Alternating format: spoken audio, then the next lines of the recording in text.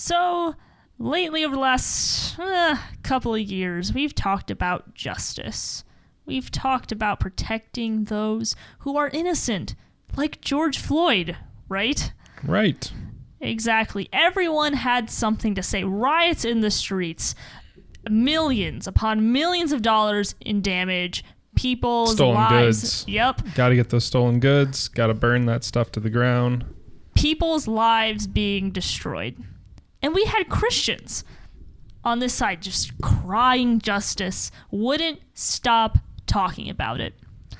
What I find fascinating, though, is that these same people, not all, but a good portion of these same people, are so concerned about race, so concerned about equity, that they've forgotten about perhaps one of the biggest atrocities that we've had, I would say, a blot so big on America, and that is the murder of the unborn. And I am shocked. Actually, I'm not shocked. I'm saddened that this story hasn't been covered. And I want to cover this story, what happened in D.C. With 5 babies that were killed. We don't know. We have ideas that some of it could be infanticide, but whether or not any of these were infanticide, if you even just take a look at any of these photos, it is just the most horrifying thing you're ever going to see in your life. I guarantee it. So that's what we want to talk about today, is to talk about abortion, and not just talk about it in the sense of abortion is bad, abortion is this. No. We have to talk about the euphemisms that are being used for abortion. And I find this story so compelling and so, I think, interesting is such a disservice to this entire story, but I will say it. So interesting because we have these absolutely horrific photos that shred every euphemism that the left has ever used about abortion. And so today, that's what Connor and I are going to be talking about. Yeah, no, it's a heavy topic, one that's not brought up enough, and certainly hasn't seen the type of spotlight in any point in my life, I think, compared to that of what we saw happen after George Floyd and some of the other shootings, with very different outcomes for all of them, by the way. Breonna Taylor, George Floyd, and a couple of others. Ahmaud Arbery. Mm-hmm. And trying to think, it's Michael overshadowed Brown, by a lot. Michael Brown kind of kicked it off back in the day. And it's just, there's been a lot of these spotlight tragedies, nonetheless, despite whatever the decisions of the court came down to. But I mean, between this and anything that has to do with you being a minority in any sense, and I mean any sense, because that just seems to be what people are looking for these days, is how can I be a minority that's victimized by a majority? All of those have gotten way more running time and spotlight than abortion has. People have largely gotten to the point where they're comfortable with it and they're good with it being in the back closet, not opening up that can of worms to think about that maybe it is actually a horrendous act that we're going through. But no, it's all for women's rights. Yep. Again, another euphemism, women's rights, right? Well, I just want to jump right in. Warning, I'm really not going to spare a lot of detail here. I don't think that it does this case any justice. I'm really tired of being light and sugary about it. I don't think that's not going to happen here. So if you don't want to hear it, fine, turn this off. But I'm going to say what it is, and because that's what we should be doing. So I'm actually going to go directly to Live Action because they're the one that broke this story first. Live Action organization is run by Lila Rose. She said she's been in it for about a decade or 14 years. I'm trying to remember because I watched an interview with her pretty recently specifically about this case. But I'm actually going to read a little bit of about this story. an April 9th article. You can look it up. It's called Justice for the Five. And for reference, there was 5 babies that were discovered that indicated that there could be infanticide or illegal partial birth abortion. Now, if you don't know anything about partial birth abortion, it's in violation of federal law.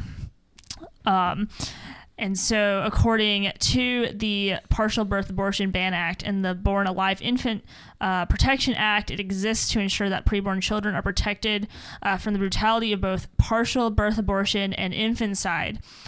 Now, we all know if you are and I do say this seriously, if you are a true pro-life advocate, you know that there's nothing that will satisfy us enough to see that abortion is unthinkable at any stage. So you have 2 different things going on here. You have them actually breaking federal law, but then there's, of course, the larger issue of making abortion unthinkable in any circumstance. Those are 2 things that are going on here. But they put an article out, live action, about this, about key facts about the discovery of the aborted babies in D.C.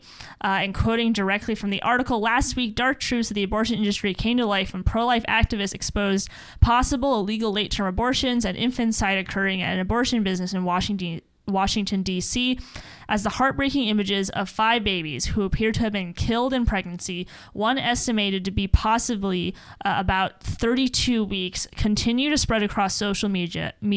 Major media outlets are ignoring the facts concerning the recovery of these children. Here's what you need to know. I'm going to go down a little bit and make sure that we get all of this. All right. So DC held a press conference and they dismissed the possibility that these viable babies were killed illegally. Now, for record, they had the person who discovered them. Let me go back up to the article. Well, actually, I don't know 100% who discovered them. I know that there were 2 women that discovered them, but it was with PAAU founder and executive director of that organization. Talked a little bit about that. But they're 2 people from their organization, so not from liveaction.org. I'm going to go back down. All right, so the DC police are deciding that they're not going to investigate how these babies were killed. They held a press conference and they dismissing the possibility that these viable babies were illegally killed, despite the fact that no investigation or autopsies had ever been performed. And despite Santangelo's admission that he would not provide life-saving care to abortion survivors in accordance with the law, late abortions are legal in Washington, D.C. However, the DNX partial birth procedure is federally banned and is illegal to kill or fail to provide medical care to a baby who survives abortion. So now there's also something very important to understand about Dr. Santangelo. Dr. Santangelo apparently has been investigated quite a bit, especially by pro-life organizations. There's an understanding that this is not his first time doing this, that he is lazy, that he is sloppy, and he just does what he has to do to get them out and to get them killed. This has apparently been like over a decade of investigation into this guy. He has been caught on camera saying that if a baby was survived an abortion, that he would not help that child, which is illegal. And this guy is just a full-on monster at this point. But even if they were born late, if they were born and survived the abortion, he would not help them. So the real thing that's pretty despicable about this whole story is that DC refuses to do any autopsy on whether or not they were killed outside the womb. They refuse to do any sort of real investigation into Dr. Santangelo, if you can even call him a doctor. And the third thing is that actually one of the pro-life activists who discovered the body was actually arrested instead. So none of those who are really involved in the abortions ever got any sort of prosecution. But the pro-life activists that found these bodies, she got the penalty. What were the charges brought against her? So from what I remember, it had to do something about some sort of activist event in October of 2020. That is my understanding. So I don't think it was necessarily for this. They just found something else that they could charge her with. Did they give a reason for not charging or not investigating the remains that were found? Let me look at the article, but they just said that they just held a press conference. I'm actually going to look at the press conference here and see what they said. But from what we know, they just won't investigate. They just won't investigate it. Yeah, I'm looking at one of the articles right now.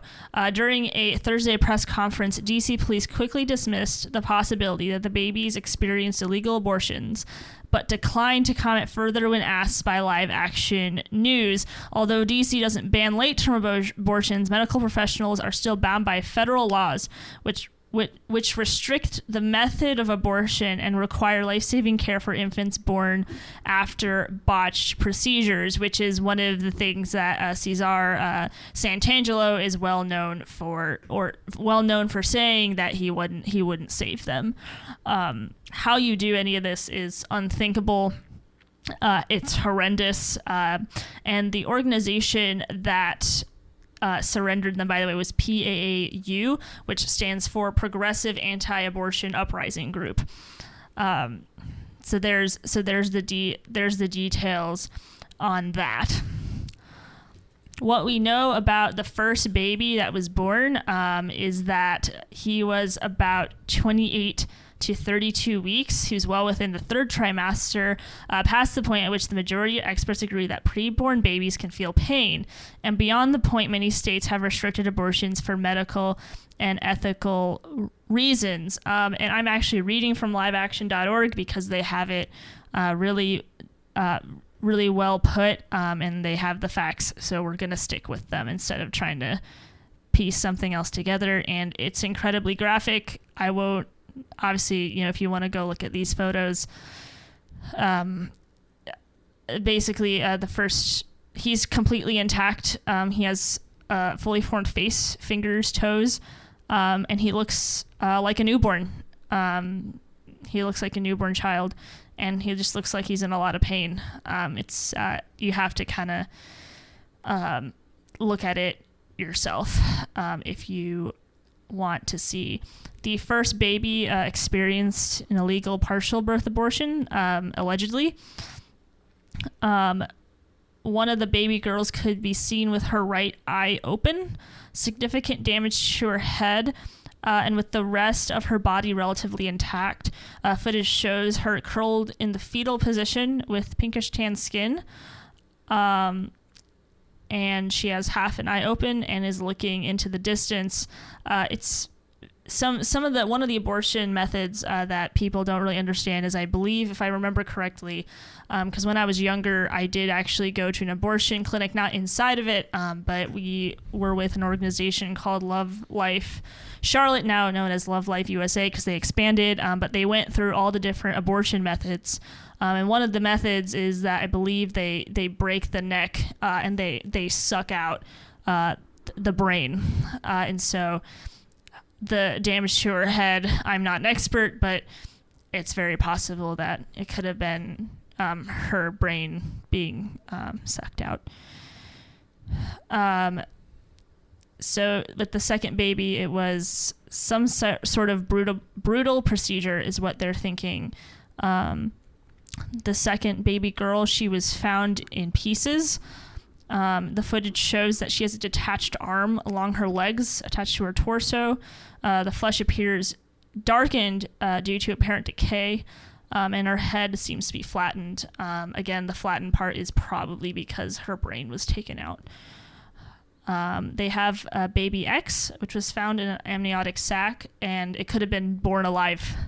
And that picture, it's just so sad because it's still in the sac. I don't really know how that happens, to be honest.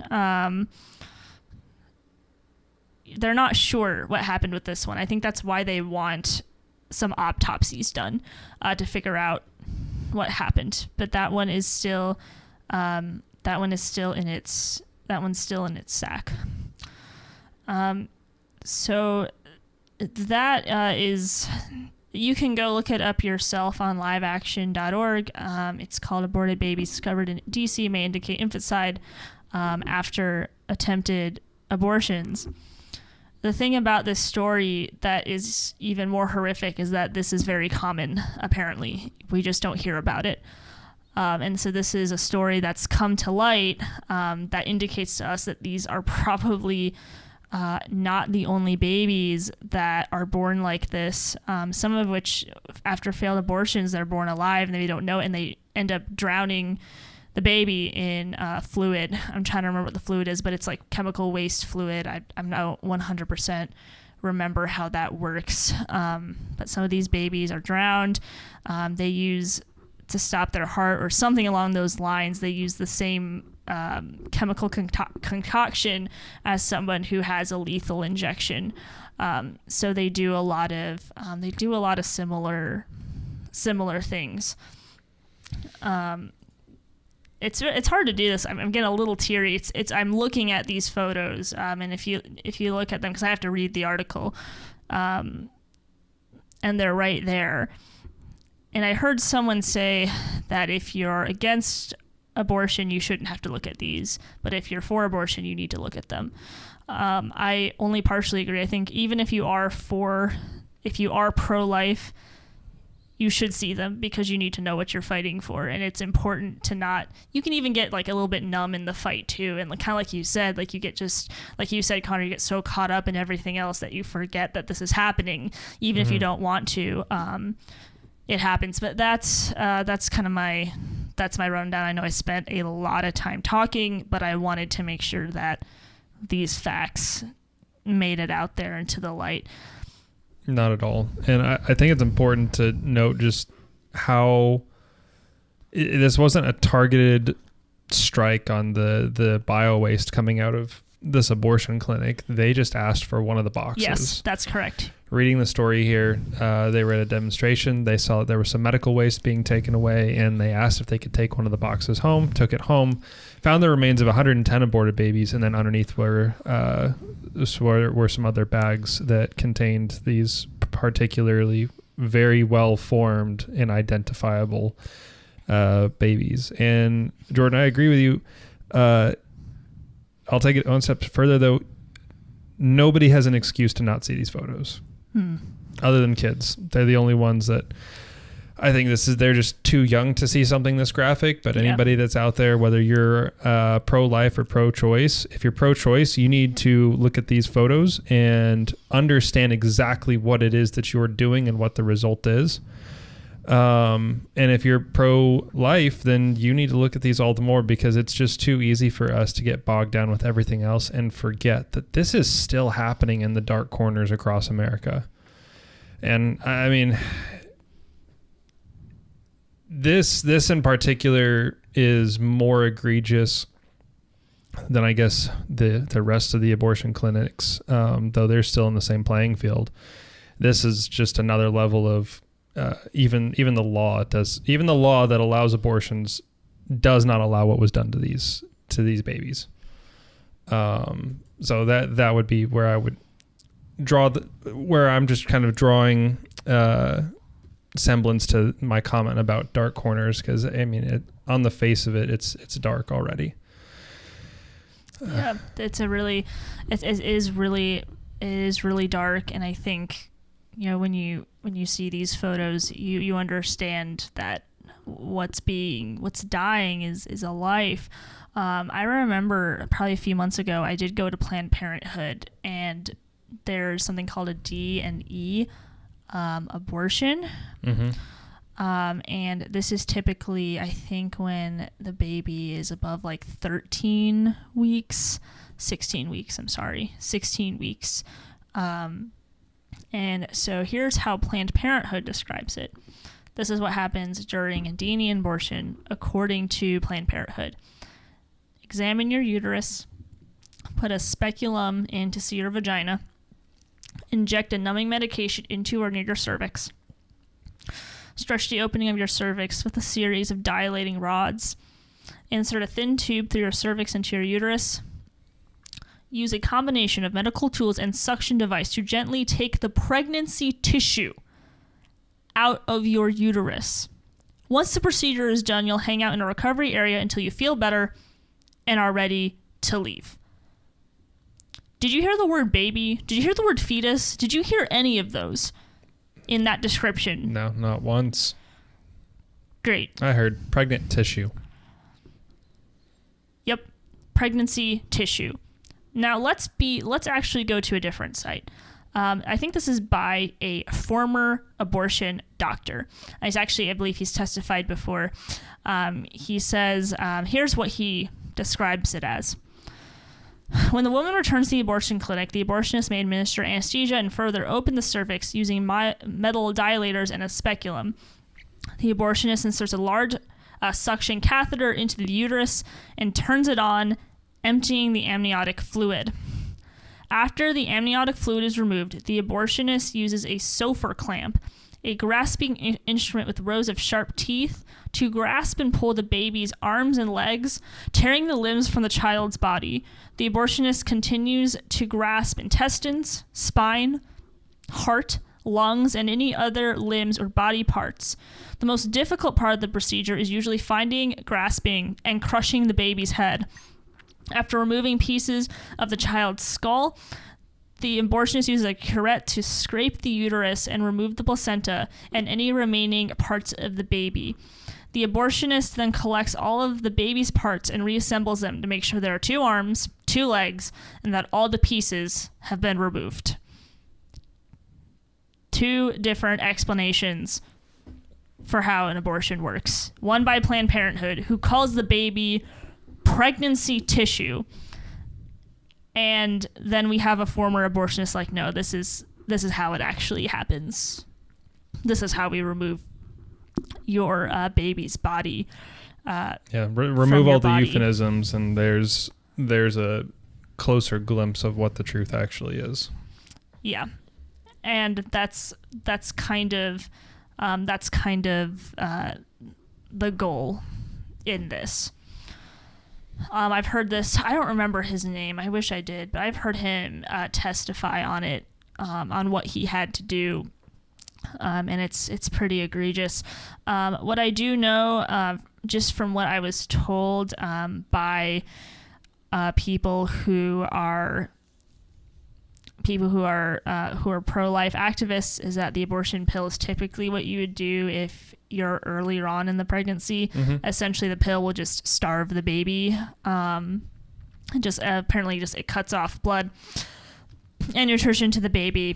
Now, the good news, I put good news in quotations, but if you've made a terrible mistake, this can be good news, that they do have abortion reversal pills for those things, and they can work. They don't always work, but that is better.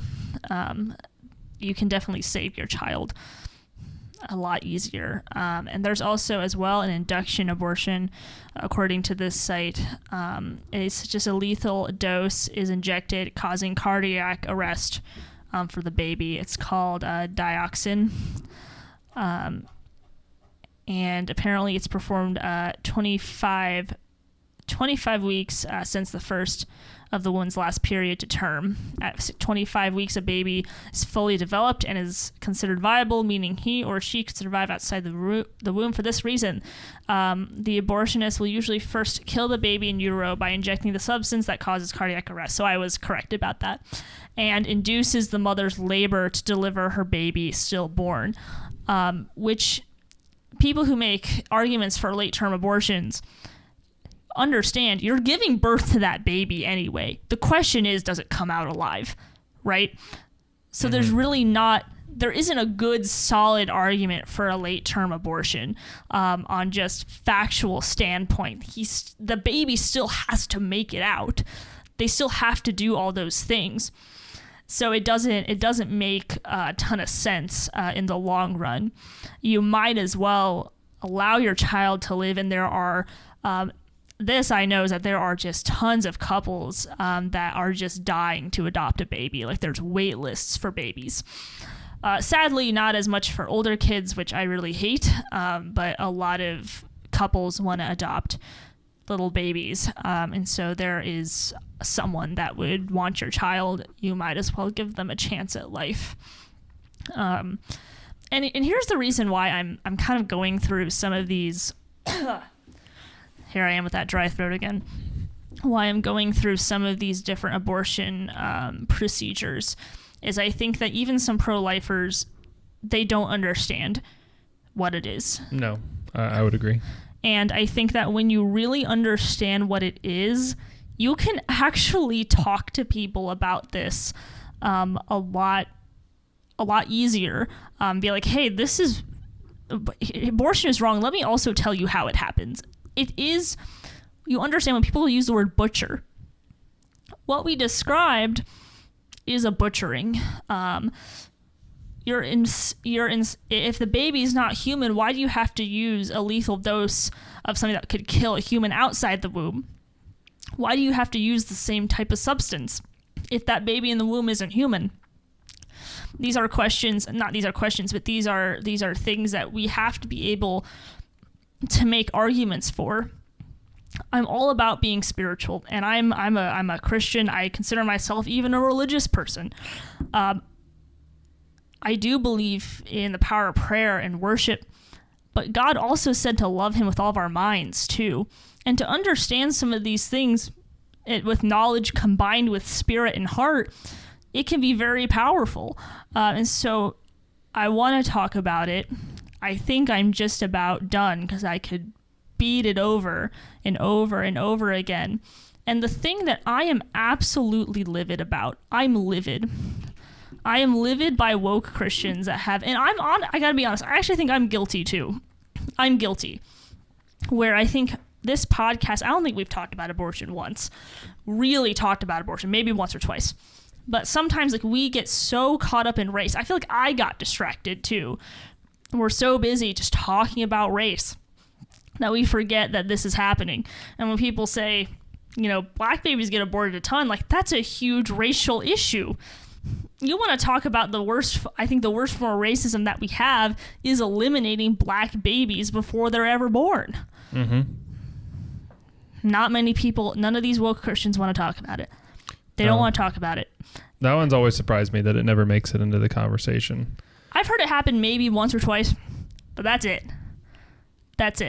They're just, I think that there is this is what happens when there's empathy not guided by an absolute truth or foundation. When your guiding principles mold to your emotions, you will find so many logical inconsistencies with the things that you support and the things that you don't.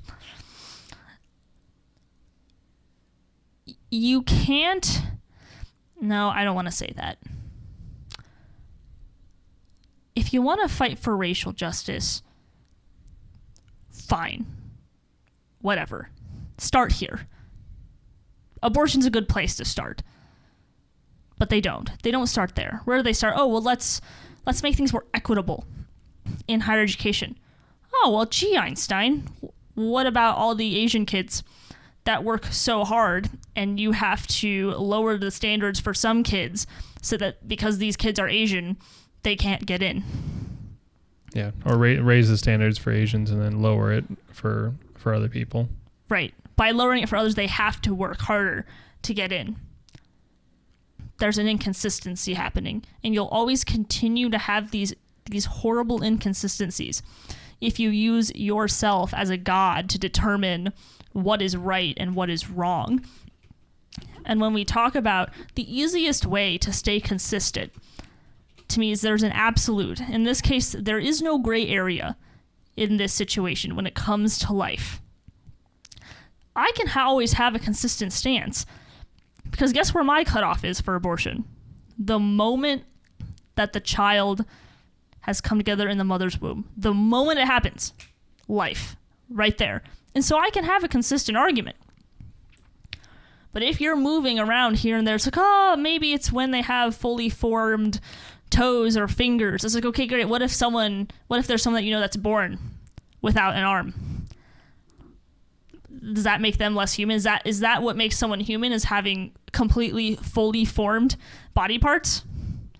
If someone loses a leg in Iraq or in Middle East, does that make them less human? What defines being human? It can't be just viability. It can't just be how many body parts you have. We had the Paralympics, okay? Mm-hmm. All those people are missing something, okay? And they are still fully human and fully made in the image of God. Where do you draw the line?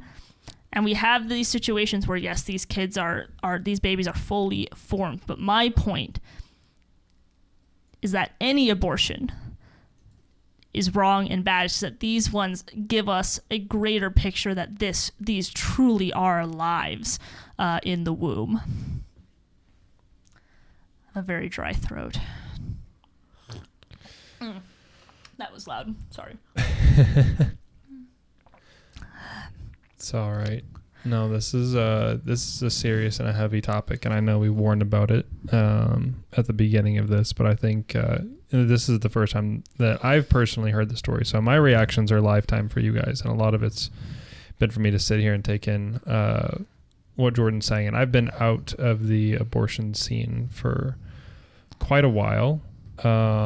Used to go to some of the clinics to protest quietly, peacefully, so as not to disrupt people that are already stressed out. And going there, the goal is not to stress them out and give them a panic attack, but it's just to kind of be a silent solidarity, because we know what's going on.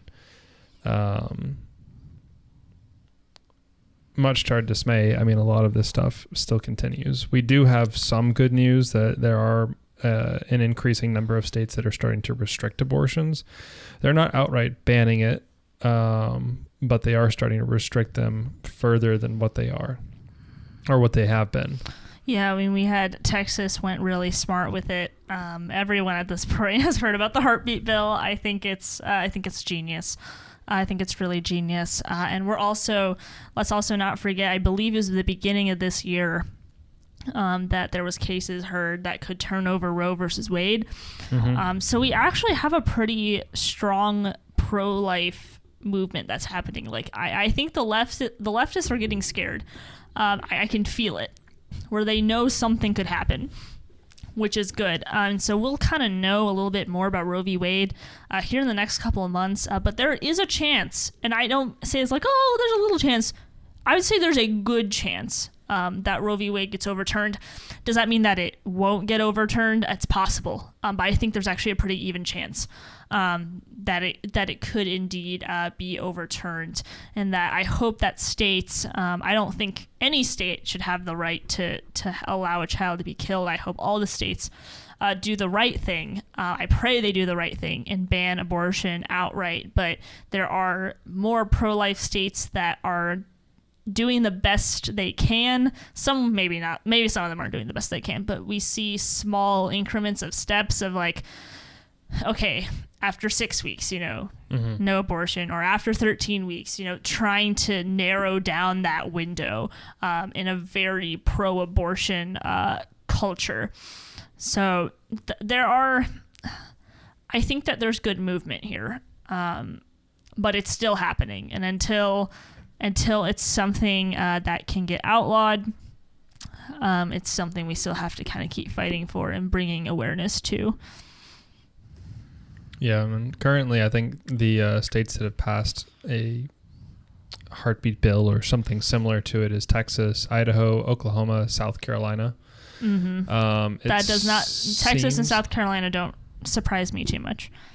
Yeah, and Oklahoma doesn't surprise me that much either. Idaho I'm not particularly familiar with. It does seem that Montana also passed a bill this year, or I think in 2021, that banned abortion at 20 weeks, and then New Hampshire passed legislation banning abortions 24 weeks after a pregnant person's last menstrual period.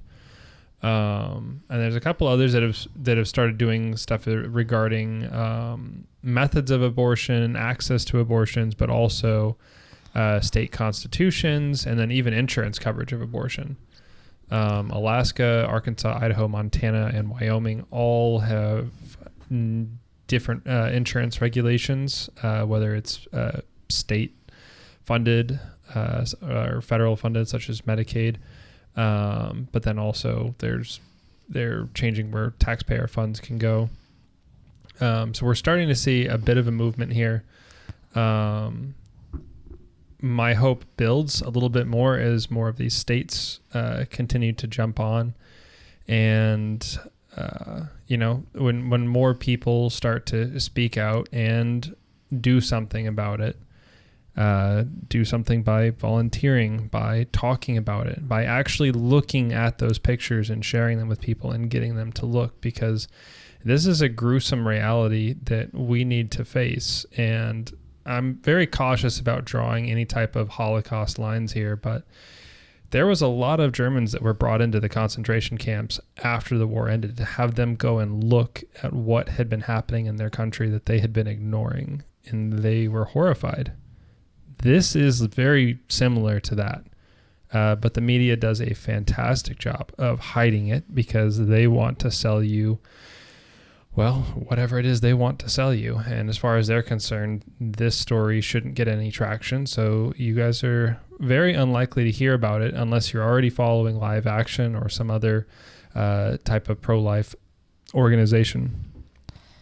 Yeah, I think some of the best things that you can do, one of the smaller things that you can do, I think first on a practical level, is that you can share the story. This is one where I encourage social media, maybe even TikTok. Sharing it on your social media, sharing it to your Instagram, your Facebook. I think prayer is incredibly practical. If there's an organization that you want to donate to, Live Action's a great one. There's also Human Coalition as well, that they work with moms as well, that come into their clinic. So those are just two organizations. There are so many, though, across the country that people don't want you to know about. The media certainly doesn't want you to know about them. But to continue to share the story, and not just that, but talk about it.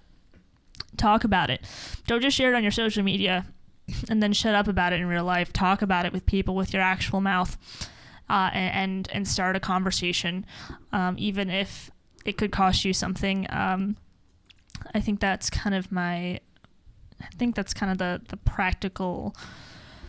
That's kind of the practical application. But we'll also continue to keep you guys updated on the story. DC police still haven't. You can also sign Live Action's petition to have these deaths investigated. So you can also sign that now. We've had a number of, I think, senators or just congressmen sign a letter to get the DC police to do this. You have to remember, DC is a pretty liberal, so they're not inclined to do this. But if you get enough heat for it, it's possible that it could happen, and it should happen, because if these babies didn't die like this, what do they have to hide? They should have nothing to hide. So we know why they're not talking about it. But do you have anything else on this topic? Honestly, this is a really good time for people to start practicing. And I'm going to be careful with how I say this, but to be practicing, to be more vocal. And you know who a great group of people is to at least get some ideas off of is going to be the left. They are fantastic at campaigning for this type of stuff. They're loud, they're obnoxious. Now, I'm not saying anybody should go out there and vandalize property, attack other people, destroy property. Stay away from that. So take the peaceful, quiet tactics. But as far as social media is concerned, TikTok, Twitter, all that stuff, this type of thing needs to blow up. It needs to be in everybody's faces. Use the hashtags. Do whatever you have to, because we're combating a machine that has largely been beating the utter shit out of conservatives and Republicans alike for the better of 2 decades at this point. And now we're finally at a point where we're starting to see a bit of a pushback. And we really can't afford to have that momentum lost. Yeah, I think it needs to be pushed. By and large, everybody needs to be getting involved in something like this. Yeah, and I think, too, the thing that I really hate Republicans for is that we've had plenty of people campaign on being pro-life. What have they done? Nothing. Absolutely nothing. And so demand that the people in your government that you want to run, demand that they make a change. Make this a point that they need to be fighting for. Make it known to them that you're not going to vote if they don't stand up for these issues. And that's something that doesn't just happen with one individual. Obviously, you can be one to be like, nope, I'm not going to because of this. You have to get a large collective amount of people. And the best way you can do that is by raising awareness for the issue, but also connecting that to our legislation, saying, hey, Republican governors and Republicans in general have done crap. Let's start electing some that'll actually do something, and maybe that'll help also wake up Republicans, because Republicans are not always angels. We know this. We talked about it last week. I think that's pretty much all I have, though. No, I think that's about all I have. We'll post those live action links to our social media and I've been sharing them on our Instagram. Connor is not involved in the Instagram. I am. So I have been keeping people pretty updated and sharing those things on our story so that you can stay up to date. I think the best way you stay up to date, though, is by actually following them. But if you're too lazy to, no worries. I will follow them for you. That is going to be pretty much everything from us on this. Yeah. Last topic, which I'm literally going to take 2 minutes for, in the name of social justice, in the name of racial equity. I just want everyone to know that not only have we elected a female vice president, a black female vice president, I'm so sorry, a female black vice president that has done such a bad job, not because she's black, because she's female, but she's just done a bad job. But we were told that because she was black and because she was a female, that she was going to just do infinitely better. This is not the case, but we haven't learned our lesson. We still care about race above anything else. And so I would like to announce that Ketanji Brown Jackson, while very qualified, I think, in just the amount of experience that she has made it to the Supreme Court, despite her bad record with sentencing, child sex crimes, and her inability or her lack of wanting for political reasons to define what a woman is. So congratulations, everyone. Hope everyone's happy. We have our first female black justice. Of course, we have to mention that she's female because we've already had a black justice for 30 years at this point. I can't wait to get 20 more years from now if they're still doing this, and just all the qualifiers that'll be listed. Our first 1/4 Asian, half black, sprinkle of Hispanic justice. They're going to find something to it's just going to keep going. It's just never going to end. Yep. Can't wait as the list of qualifiers keeps going. Oh yeah.